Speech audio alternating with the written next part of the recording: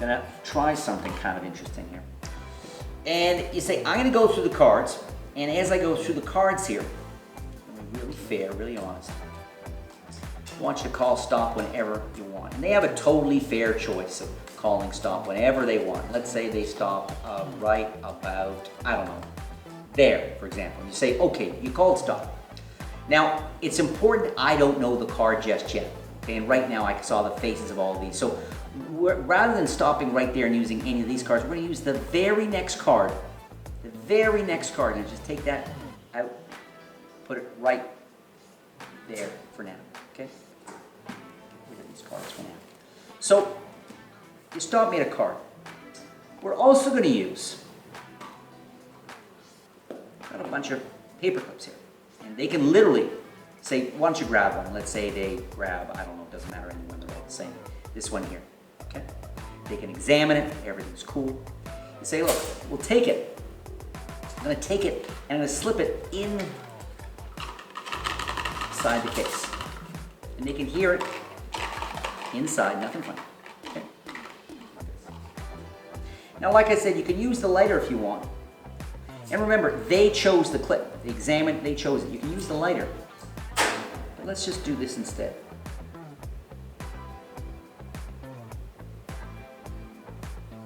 Like that. Look. Inside the card case. Look. Nothing else.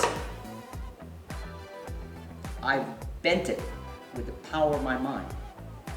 And I wonder, maybe.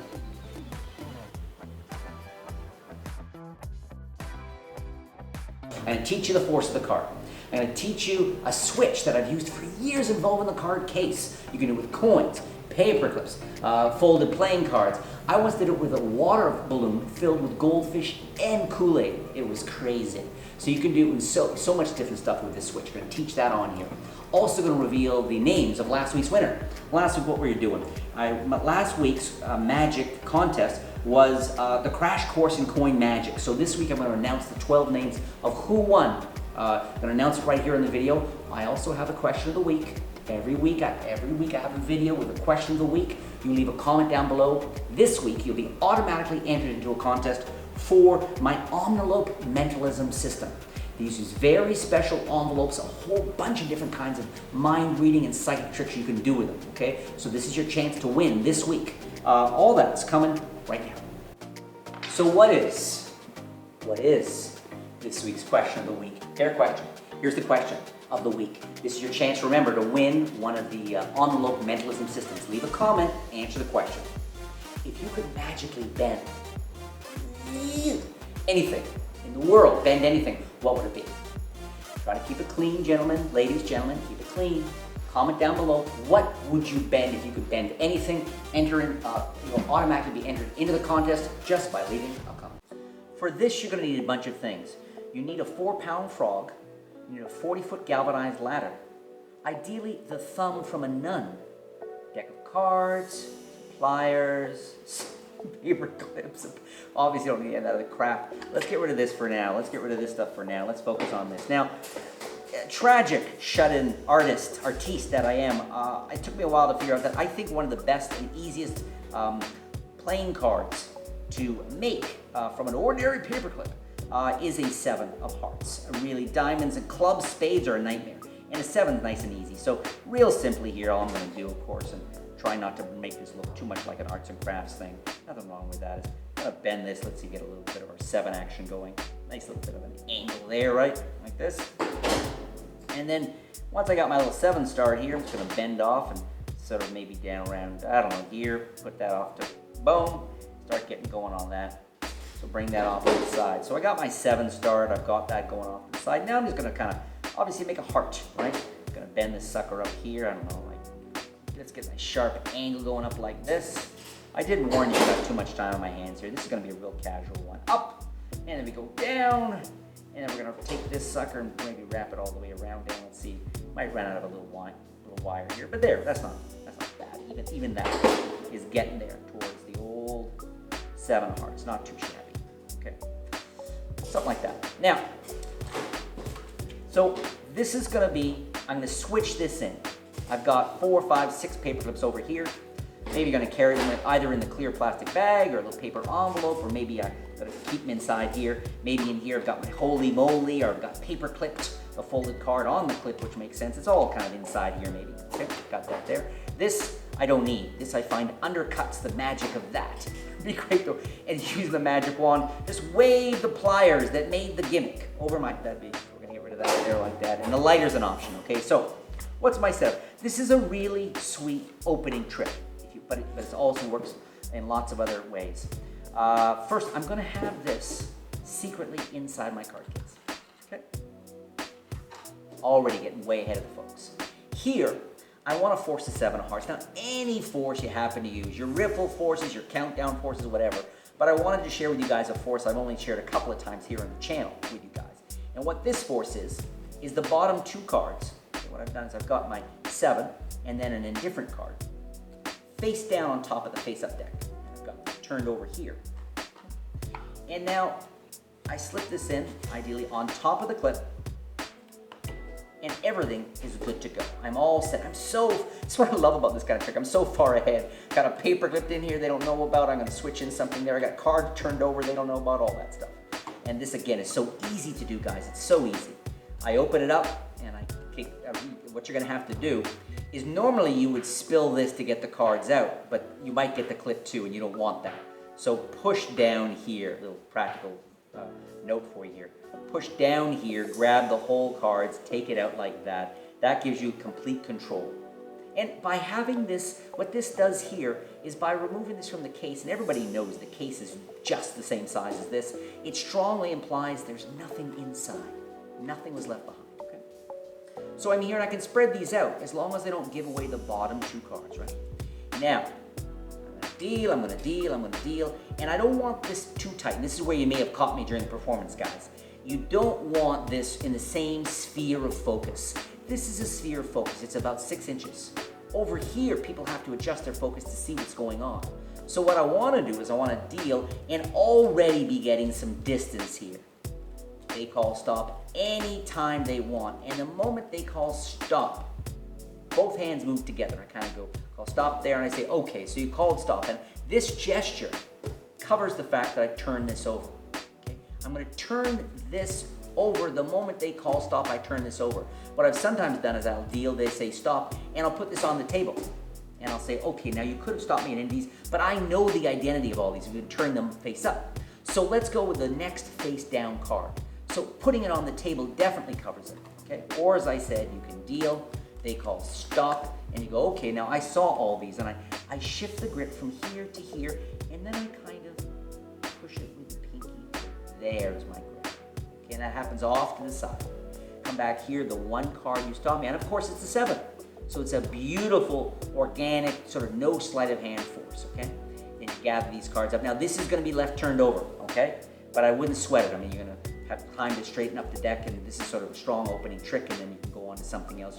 What you can do, of course, in your next trick is you say, I could have you pick a card, and as soon as you know where the face up and face down meet, you could do a half pass, okay? There's lots of ways to clean that up, but for now, we'll do this. We're here. They've stopped at a card. Now look, I'm gonna spill out these paper clips. I got 4, 5, 6 paper clips, right? They're gonna choose one.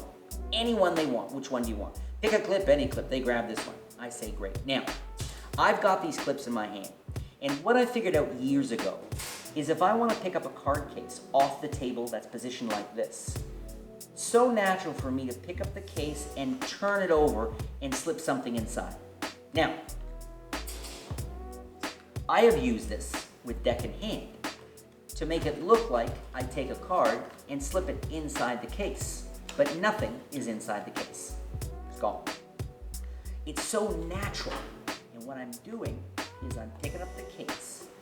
I use the fingers in the front of the card to do that, and then I'm not going to slip it inside the case. I'm going to slip it below the case directly on top of the deck. But it looks like it's going inside, which means, and I leave my fingertips in there, can't bring it off, kind of exaggerate where it is. Now, if I happen to have had a card, say a 7 of diamonds, already secretly in the case, that means I can have a card like the 10 of clubs, I can apparently put the 10 of clubs inside the case. Okay, they can even show it to them. But I've changed the 10 for the 7. There's so many. You can do stuff with finger rings. You can do stuff with folded cards, all by apparently putting it in the case, but actually in the hand. So in this case, excuse the pun, in this case, I had a handful of paper clips that they chose one from. So for me to pick up the case, and this was already secretly inside. So for me to pick up the case, for me to pick up the case and apparently slip this in, but it actually goes below with the others, you get this beautiful flow of it apparently going inside, and they can hear it inside, but I just dropped it here with the others, all right? You could have these on the table. Let me show you an alternative. And have them choose one. And it looks like it goes inside the case, close up the case, and then push these off to the side. Having dropped the one and switched in again. So there's lots of different ways to do this. But this is where you want to be. One card, a clip that they just chose and examined goes in the case. No palming, super fair. So now, whether you want to be psychic here or suggest that by rubbing this on the case, maybe the identity of the freely chosen card goes over to here, nobody knows, or you take a lighter, something kind of makes sense about the heat, maybe changing the card. Now, you could maybe reveal this first, say 7 of hearts, ooh, that's a hard one, let me see if I can do it, and wave it underneath here, see if I can do the 7, or see if I can get that 7 to turn. Or do you reveal this first? And I really do like the idea of giving all the focus here, that clip they just examined has them possibly twisted. And even at twisting, if you sort of first show it this way, people don't even know what it is yet, which I kind of like. You could obscure it slightly like this, sort of saying, look at that, or obscure the angle here and say, look, I've twisted it. I mean, that in itself is a beautiful piece of magic. The clip bent in test conditions. But to add to that, now revealing that, and when you get this, and I love this when people have this sense of, oh no, this sense of a click, they suddenly get where it's going, and it's like, oh sweet baby Jesus, no, don't let that be happening here and now, please. Revealing that's a 7 and a heart, and then you get, boom. So on top of this, pretty cool magic trick, you get this reveal at the same time. This can be an extremely powerful way to start any show. Did you win? Did you finally win? Let's find out. Here are the names of the 12 people who won last week's contest for the Crash Course in Coin Magic, okay? If you want to check out the preview for Crash Course in Coin Magic, you're only going to find it one place, and that's at sankeymagic.com. That's my website. Check it out. Here are the 12 winners. If you won, remember, email my team. Okay, I'll tell you about that in a second. But here are the winners. Mr. Cringe. Mr. Cringe, you won. Greg Karam, you won. Jacob Foot. Hope his left foot's better. Renee Lish, L-E-S-C-H. Gerald Anthony, and that's Gerald with a J. Gerald Anthony. David Buzzin. All right. Gotta hang with that, Rob.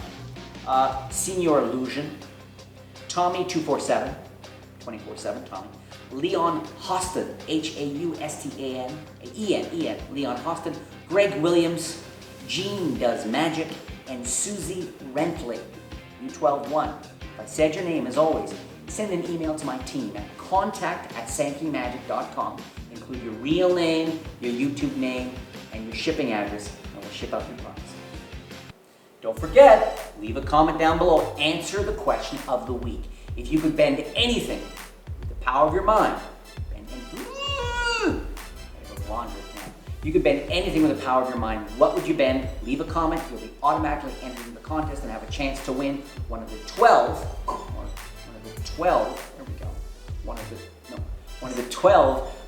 envelope mentalism system. Leave a comment down below. Man, I really hope you liked that trick. I hope you go out and you amaze people. It's fun to learn the secrets to tricks, but for me, the real value of knowing this stuff is to have fun with it and amaze your friends and family and people at work and all that kind of stuff. So I hope you liked the trick a lot. A new video is coming very, very soon, a brand new video on this channel, so please subscribe to the channel. If you like what I do, if you think I'm doing a positive thing for magic, maybe you've been a fan for a long time and you're thinking, I wonder, please hit it. In fact, turn on your notifications. That's a whole other world of commitment and support, my friends. So please subscribe to the channel, and also please sign up for my free magic newsletter. It goes out every week. There's a whole bunch of stuff in there. In the free magic newsletter, there's tips about how to perform, some psychology, some product news, sometimes some really good deals on magic packs I put together. It's all in my free magic newsletter. The link is down below. Click on the link. You'll be automatically signed up for it, and I really appreciate that. Have a great day.